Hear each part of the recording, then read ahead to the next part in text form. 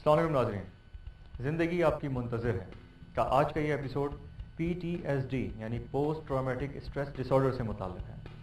PTSD से मुराद ऐसी कैफियत है जिसमें मरीज़ एक खौफ, दहशत और घबराहट का शिकार रहता है और मज़ीद कई ज़हनी परेशानियाँ भी उसको लाहक हो जाती हैं, जिसकी वजह माजी में हुआ कोई वाक़या या कोई हादसा हो सकता है। आइए PTSD की कुछ अलामात को समझाने के लिए हम आपको दिखाते हैं एक शॉर्ट स्टोरी। ये सरोश है जो अपने 3 बच्चों और शौहर के साथ एक नहायत खुशहाल ज़िंदगी गुजार रही है, लेकिन इसके साथ ही वो PTSD यानी पोस्ट ट्रॉमेटिक स्ट्रेस डिसऑर्डर का भी शिकार है, जो इसके घर में 6 साल पहले होने वाली डकैती की वजह से इसे लाहक हुई थी।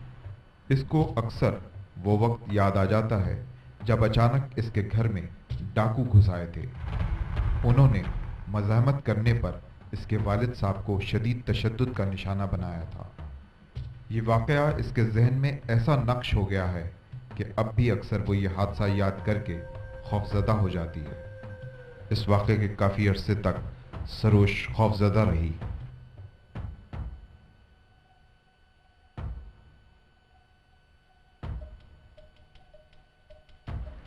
इस वाक़े के 1 साल बाद सरोश की शादी हो गई और अब तकरीबन 6 साल बाद इसको खौफ के शदीद दौरे पड़ने लगे हैं।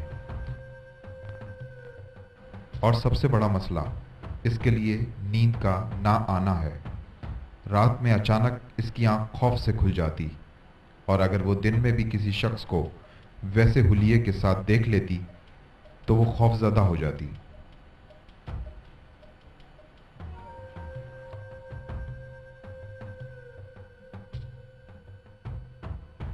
सरोश अपने मियाँ के कई दफ़ा समझाने के बावजूद इस ज़हनी परेशानी से नहीं निकल पा रही थी।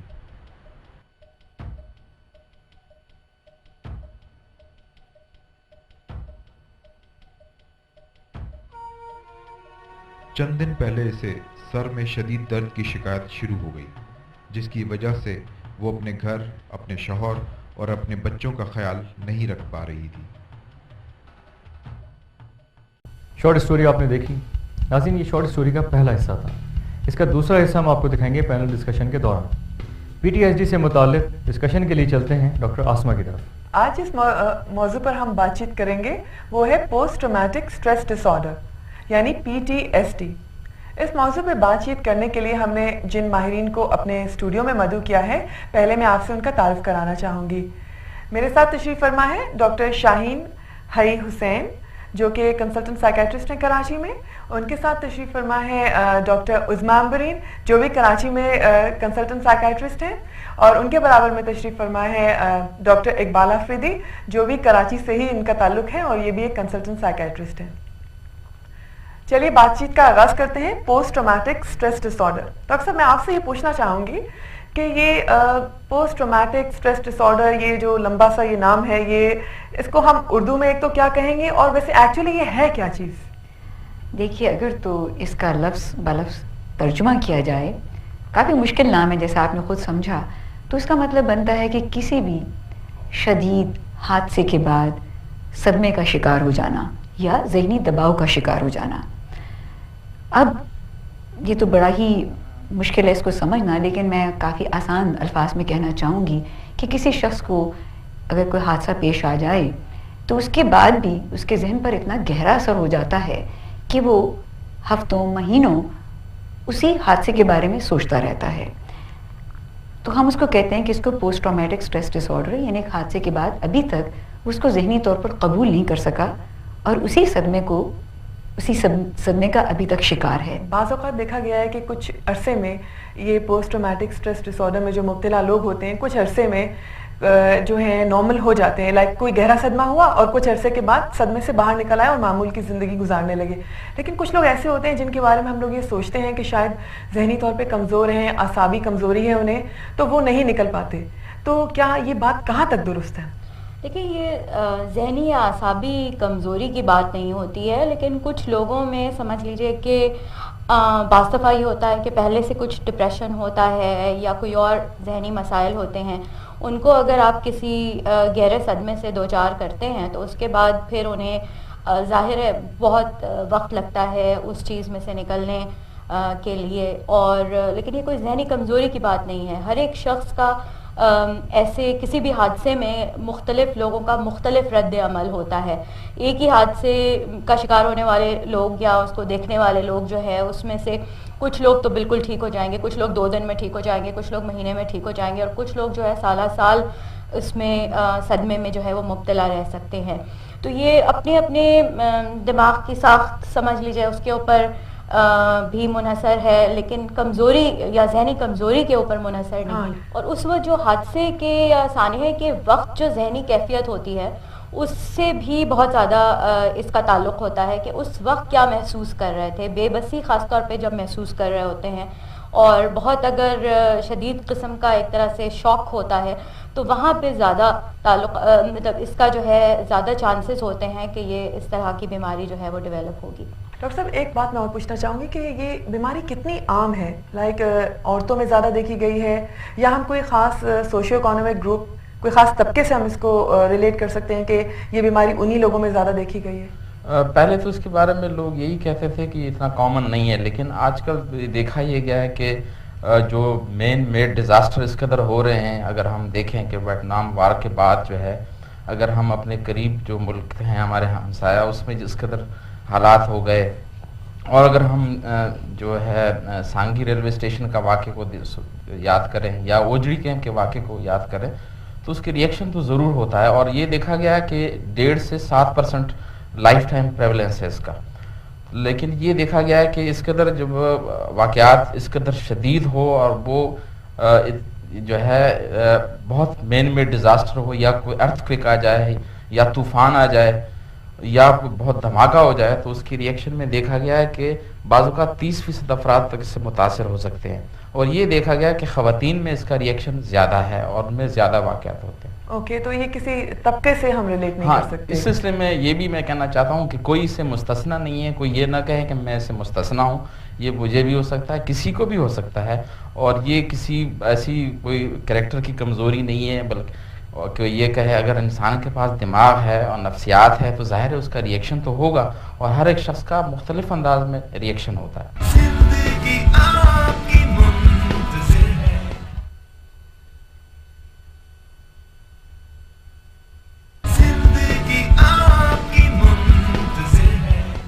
ڈاکٹر صاحب یہ پوچھنا چاہوں گی آپ سے کہ کوئی خاص اس کی وجوہات ہوتی ہیں, لائک کوئی کازز وغیرہ جس پر آپ روشنی ڈالنا چاہیں گے؟ کازز تو دیکھیے حادثہ جیسا آپ سن چکی ہیں ہم سب سے کہ اگر حادثہ شدید ہو تو انسان کتنا بھی مضبوط کیوں نہ اس پر اثر پڑ سکتا ہے. کچھ خاندانوں میں دیکھا جاتا ہے کہ تمام کے تمام افراد چھوٹی چھوٹی بات پر پریشان ہو جاتے ہیں, یعنی ان کا نروس سسٹم تھوڑا سا ہائپر ہوتا ہے. تو ایسے لوگوں کو ظاہر ہے جب کوئی حادثہ پیش آئے گا تو ان کا رد عمل بھی عام لوگوں سے زیادہ ہوگا, کیونکہ ان کا ایک نروس سسٹم جس کو ہم کہتے ہیں سمپتھیٹک نروس سسٹم وہ اوور ریئیکٹ کر جاتا ہے.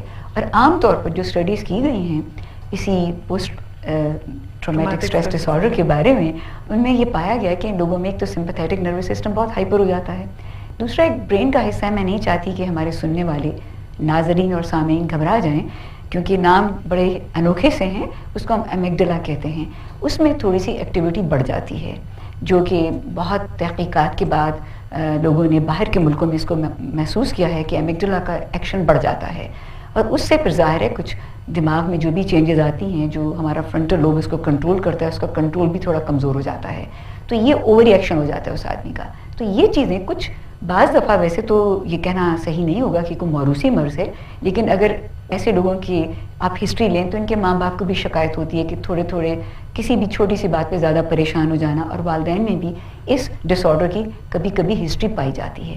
یہ تو ان لوگوں کے بارے میں جو چھوٹی چھوٹی باتوں پر جلدی ٹینس ہو جاتے ہیں, ان کو post traumatic stress dis order ہونے کے امکانات بڑھ جاتے ہیں. اب ایک نارمل شخص ہے جو کہ ذہنی طور پہ بہت مضبوط ہے, اسے کوئی نیورو ٹرانسمیٹر کی کمی نہیں, اس کا نروس سسٹم بالکل بیلنس ہے, لیکن اگر اس پہ پے در پہ حادثات ہوتے رہیں, جیسے کہ والدہ کا انتقال ہوا, اس کے بعد جاب چلی گئی, پھر گن پوائنٹ پہ گاڑی چلی گئی, اگلے روز آ کے ڈاکوؤں نے سوتے میں جگا کے ان سے گھر کے سارا سامان چھین لیا, تو مضبوط سے مضبوط شخص بھی جو ٹوٹ جائے گا. ایک اور بات بھی کہ عورتیں زندگی میں زیادہ سٹریس کا شکار ہوتی ہیں کیونکہ انہیں ہی تھرو آؤٹ لائف میں ایڈجسٹ کرنا ہوتا ہے, تو پہلے ہی وہ اتنے زیادہ دباؤ کا شکار رہ چکی ہوتی ہیں تو ان کی قوت برداشت تھوڑا کم ہو جاتی ہے. इस वजह से भी उनमें ये डिसऑर्डर थोड़ा सा मामूल से ज़्यादा पाया जाता है। ओके डॉक्टर साहब, मैं ये पूछना चाहूँगी कि कोई ख़ास अलामात होती हैं बिसाइड जो इन्होंने बताई कि बिल्कुल कभी कभी पेट में दर्द या कुछ इस तरह, तो इसके अलावा कोई ख़ास अलामात होती हैं जिसमें हम कहें कि इसको पोस्ट ट्रॉमेटिक स्ट्रेस डिसऑर्डर है? देखिए, सबसे पहली चीज़ तो है कि कोई ना कोई ऐसा सानहा या वाक़या इंसान के साथ पेश आया हो, जब भी आप इसको डायग्नोज कर सकते हैं कि अगर ऐसा कभी कोई वाक़या नहीं पेश आया तो ये बीमारी हो नहीं सकती है। पहली चीज़ तो ये है। उसके बाद फिर ये है कि मुस्तकिल, जैसे डॉक्टर शाहीन ने कहा था कि मुस्तकिल उस वाक़े के बारे में सोचें, उसकी यादें आती रहती हैं और बाज़ दफ़ा ऐसा महसूस होता है कि जैसे वो वाक़या दोबारा से रूनुमा हो रहा है और वो शख्स जो है उसको दोबारा से महसूस कर रहा होता है। अक्सर वाक़े के बारे में ख्वाब नज़र आते हैं और उसके अलावा भी डरावने ख्वाब काफ़ी नज़र आते हैं। नींद जो है, नींद में खलल होता है।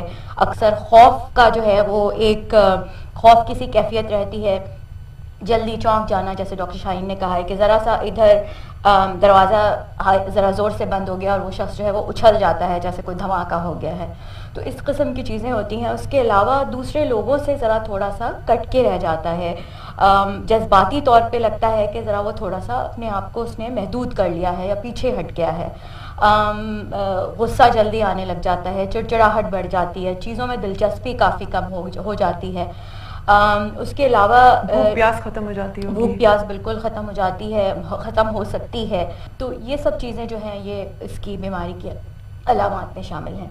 ओके डॉक्टर साहब, अभी जैसे इन्होंने ये बताया कि कितनी सारी बातें और भी हो सकती हैं, तो कभी कभार ऐसा भी तो देखा गया है कि पोस्ट ट्रॉमेटिक स्ट्रेस डिसऑर्डर जिन लोगों को हो, उनको पहले से कोई और नफ्सियाती बीमारी हो या बगैर ट्रीटमेंट के अगर इस इलनेस को ट्रीट ना किया गया तो ये लोग किसी और बीमारी का भी तो शिकार हो सकते हैं। जी हाँ, इस सिलसिले में मैं ये कहना चाहता हूँ कि एक तो अगर पहले से बंदे में कोई नफ्सियाती मसला है तो उसमें इम्कानात ज़्यादा हैं, और दूसरी बात यह है कि जब ऐसे लोग जिनमें कोई भी मसला नहीं होता और वो उसका शिकार हो जाते हैं PTSD का, तो वो फिर उसका इलाज गलत अंदाज में करते हैं, मसलन ख्वाबा और दवाइयों की शक्ल में या दूसरी चीज़ें इस्तेमाल करते हैं जो कि साइंसी तहकीक से मुनासिब नहीं है।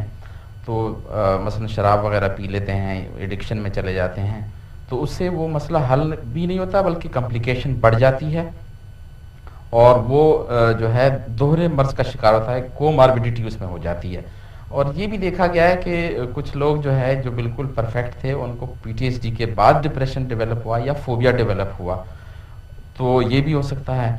तो इस सिलसिले में ये है कि लेकिन सबसे अहम बात यह है कि उस शख्स की रोज़मर्रा की ज़िंदगी ख़राब हो जाती है इससे, और इसके साथ उसकी कारकर्दगी मुतासर होती है। लिहाजा इसका तदारुक और इलाज करा देना चाहिए।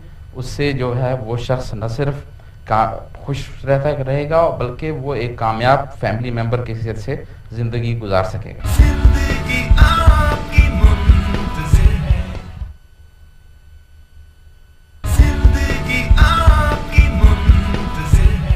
डॉक्टर साहब, आपसे ये पूछना चाहूँगी कि रोज़मर्रा की उनकी ज़िंदगी किस तरह मुतासिर हो सकती है?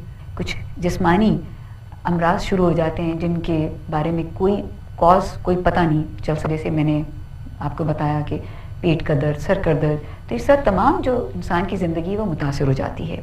एक मैं आपको मिसाल देना चाहूँगी जो कि हमारे माशरे में बहुत आम है, गाड़ी का छिन जाना। मेरे पास एक ऐसे मरीज़ थे जिनकी 3 बार गाड़ी गन पॉइंट पे छिन गई। उनकी रोज़मर्रा की ज़िंदगी इस तरह मुतासर हुई कि उन्होंने घर से निकलना ही छोड़ दिया। अगर वो बैठे भी हैं गाड़ी में किसी के साथ, दोस्त बहुत मजबूर करके उनको ले जाते थे कि निकलो, काम पर भी वो पैदल जाते थे कि नहीं मैं गाड़ी में जाऊंगा ही, क्योंकि दोबारा भी ऐसा हो सकता है। और अगर वो किसी दोस्त के साथ भी सैर के लिए निकलते थे तो दूर से कोई आदमी सफ़ेद कपड़ों में, सलवार कमीज़ में आ रहा होता था तो उनके पसीने छूट जाते थे, कांपना शुरू हो जाते थे और कहते थे यहाँ से फ़ौरन निकलो, क्योंकि जब भी उनसे गाड़ी छीनी गई तो वो लोग आम सलवार कमीज़, आम कपड़ों में, ज़ाहिर उसके अंदर पिस्तौल छुपाया जाता है, तो उसमें थे और उनकी तरफ गाड़ी की तरफ आते होते थे। तो अब जब भी उनकी गाड़ी की तरफ कोई आता है या उनके दोस्त की गाड़ी की तरफ, तो वो इस कदर हिस्टेरिकल हो जाते थे, पैनिक हो जाते थे कि फ़ौरन यहाँ से भागो। तो इससे अच्छी मिसाल मेरा ख्याल है मुश्किल ही दी जा सकती है, क्योंकि हमारे यहाँ गाड़ियाँ बहुत छिनती हैं और फिर लोग यकीन करें बड़े महीनों तक, सालों तक गाड़ी में बैठना उनके लिए दुभर हो जाता है। और खासतौर पे जो स्टूडेंट लाइफ होती होगी वो भी मुतासर होती है, स्टडीज़ पे असर पड़ेगा, काम है तो काम पे, अगर वो खातून खाना है तो घर के काम ठीक से नहीं कर पाएंगी, बच्चों को मारपीट शुरू कर देंगी, अगर कोई तालिब इल्म है तो ज़ाहिर है उसका पढ़ाई की तरफ ध्यान नहीं जाएगा, जब नींद नहीं सही आएगी, मिजाज में चिड़चिड़ापन होगा, यादाश्त कमज़ोर हो जाएगी तो ज़ाहिर है इससे पढ़ाई भी मुतासर होगी, तो तमाम ज़िंदगी इसके शिकंजे में आ जाती है, तो इसका बरवक्त इलाज बेहद ज़रूरी है।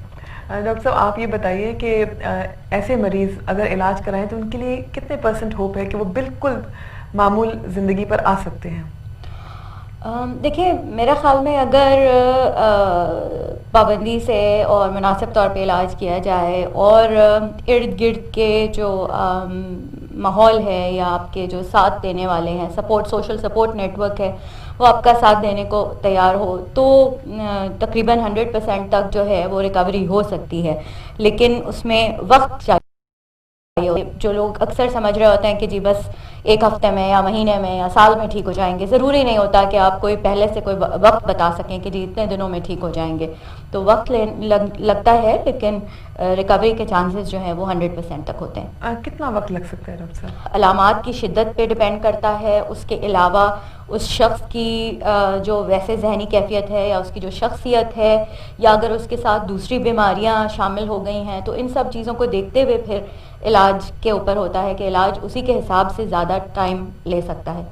यहाँ मैं अर्ज़ कर दूँ कि अगर तो बाकी चीज़ें ठीक हैं, जैसे डॉक्टर साहबा ने कहा कि उसकी और कोई बीमारी ना हो, घर में सपोर्ट मिल रही है, तो फिर तो 3 से 6 माह के अंदर इंसान का ठीक हो जाना मुश्किल नहीं है। लेकिन हाँ, अगर उसको और भी प्रॉब्लम्स हैं, घर से सपोर्ट नहीं मिल रही और कोई और बीमारी भी है जिस्मानी या जहनी, तो फिर वो लंबा अरसा ले सकते हैं। कुछ ऐसे इलाज के तरीक़े हैं जिनसे 3 से 6 माह के अंदर 6 और 9 सेशन अगर दिए जाएँ तो इंसान बहुत बेहतर हो जाता है। ओके डॉक्टर साहब, इलाज का जिक्र आया है तो दवाओं का कुछ रोल बताएंगे आप हमारे नाज़रीन को? हाँ, लेकिन मैं दवाओं से पहले ये कहूँगा कि हम इस सिलसिले में मरीज़ को जो असेस करते हैं उसकी देखते हैं क्या जो वाक़यात हुए हैं उसकी वजह से वो कितना मुतासर है, और उसके अलावा इर्द गिर्द के लोग सब सोशल सपोर्ट कितना है। फिर हम देखते हैं कि इसके लिए साइकोलॉजिकल मेथड जिसको हम साइकोथेरेपीज़ कहते हैं वो सेशन कराते हैं। उससे भी बड़े मरीज़ जो है बिहेवियरल थेरेपी से और कॉग्निटिव थेरेपी से, कॉग्निटिव थेरेपी में बुनियादी तौर पर हम उसकी समझ या फहम को ठीक करते हैं कि किस तरीके से वो वाक़या गुजरा, और उसको मौका देते हैं कि वो गुफ्तगू करे और इतनी तफसील से वाक़े का तज़किरा करे जैसे एक फ़िल्म की सूरत में वो चलाए, और वो जैसे फ़िल्म ख़त्म हो जाती है ऐसे वाक़या ख़त्म हो तो उस पर बड़े अच्छे असरात होते हैं। जहाँ तक दवाइयों का ताल्लुक़ है तो मेरा ख्याल है कि आजकल इतनी अच्छी जदीद साइंसी तहकीक से बहुत अच्छी दवाइयाँ अवेलेबल हैं। पहले ज़माने में लोग ख्वाब और दवाइयाँ देते थे, अब ऐसा नहीं है, और ख़ास तौर पर जो एंटी डिप्रेसेंट हैं जो कि माइनर ट्रंक्विलाइज़र भी ज़िम्मे में भी नहीं आते और मेजर ट्रंक्विलाइज़र भी नहीं है, और वो आदत भी नहीं बनाते, और वो उससे न सिर्फ ये हो जाता है कि ये मरीज़ को एकदम फ़ायदा होता है, अच्छा लगता है उससे, बल्कि उसकी मेमोरी शार्प हो जाती है, उसका डे टू डे लाइफ जो एक्टिविटी है, लाइफस्टाइल अच्छा हो जाता है, और उसके साथ साथ जो है उसकी बिल्कुल फ्रेश हो जाता है। तो एंटी डिप्रेसेंट हम का तज़किरा हुआ कि उसके बारे में ये मफरूज़े हैं कि शायद ये नशावर दवाइयाँ, ऐसा नहीं है, ये उस ज़िम्रे में नहीं आती। लेकिन इस सिलसिले में मरीज़ की अपनी एफ़र्ट कि वो कितना उसमें वो है, और मॉलेज का तो ज़ाहिर रोल है, लेकिन फैमिली वाले जो इर्द गिर्द अफराद हैं, अजीज़ हैं, दोस्त हैं या घर के फैमिली के अफराद हैं, वो अच्छा खासा रोल अदा कर सकते हैं सपोर्टिव नेटवर्क की सूरत में। पैनल डिस्कशन अभी जारी है, लेकिन इस वक्त हम आपको दिखाएंगे शॉर्ट स्टोरी का दूसरा हिस्सा। आखिरकार इसकी हालत को देखकर इसका शौहर इसे डॉक्टर के पास ले गया और डॉक्टर को तमाम हालात बताए।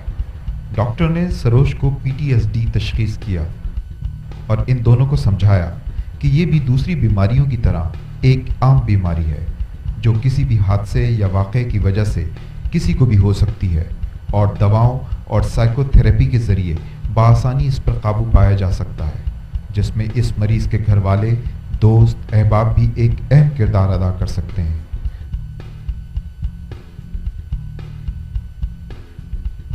सरोज ने डॉक्टर की हिदायत पर बाकायदगी से अमल करना शुरू किया।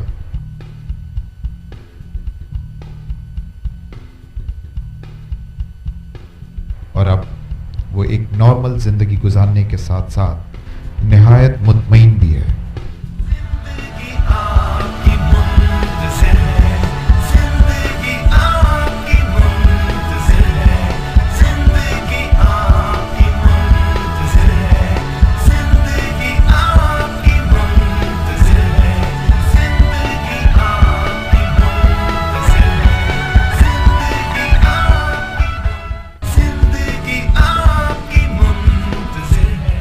शॉर्ट स्टोरी का दूसरा हिस्सा आपने देखा, आइए चलते हैं दोबारा डॉक्टर आसिमा की तरफ। डॉक्टर साहब, जैसे कि इन्होंने बताया साइकोथेरेपी का, आप कुछ थोड़ा तफसील से बताएं कि साइकोथेरेपी या कॉग्निटिव थेरेपी क्या चीज़ होती है? हमें बातों के ज़रिए यानी साइकोथेरेपी के ज़रिए उसको ये एहसास दिलाना होता है कि वाक़या गुजर चुका है, अब इसको ज़हनी तौर पे एक्सेप्ट करने के बाद हमने आगे बढ़ना है ज़िंदगी में, जो हो चुका उसको पीछे छोड़ना है और उससे कोई अच्छा सबक हासिल करके आगे चलना है। तो इसे ही हम साइकोथेरेपी कहते हैं। फिर दूसरी चीज़ है कॉग्निटिव बिहेवियर थेरेपी।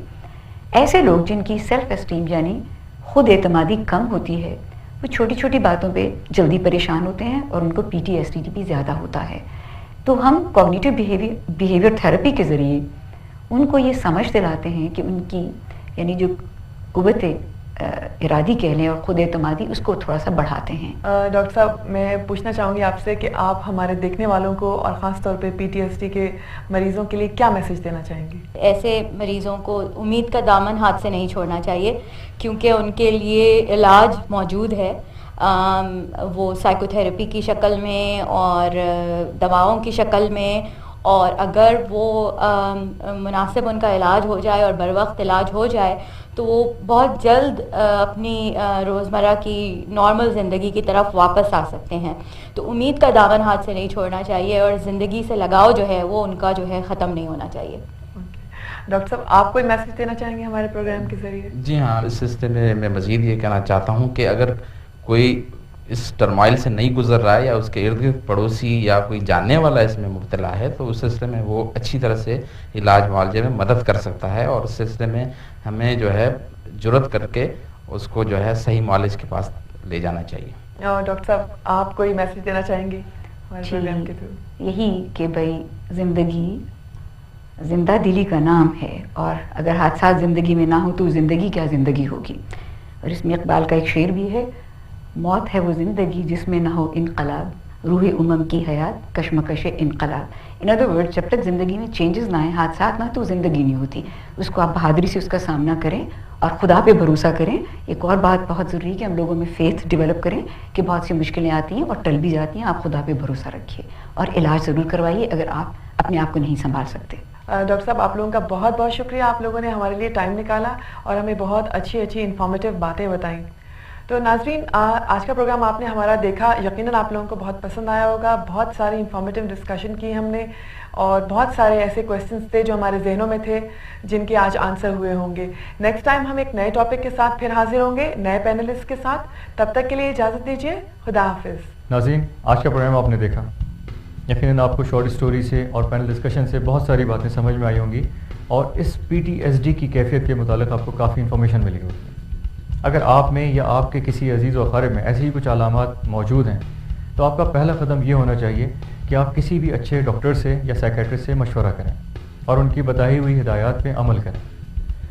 बाकायदगी से इलाज कराना बेइंतहा ज़रूरी है ताकि आप एक अच्छी और नॉर्मल लाइफ गुजार सकें। अगर आपके जहन में भी PTSD या जहनी परेशानी से रिलेटेड कोई भी सवाल हो तो आप हमें इस पते पर ईमेल कर सकते हैं। हमारा ईमेल एड्रेस है zindagi_muntazir@hotmail.com, zindagi_muntazir@yahoo.com।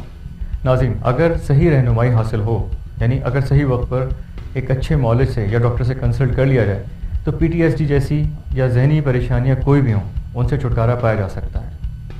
अगले हफ्ते फिर मुलाकात होगी आपसे एक नए पैनल के साथ और एक नए मौजू के साथ। तब तक के लिए डॉक्टर एहसन को इजाज़त दीजिए। अल्लाह हाफ़िज़।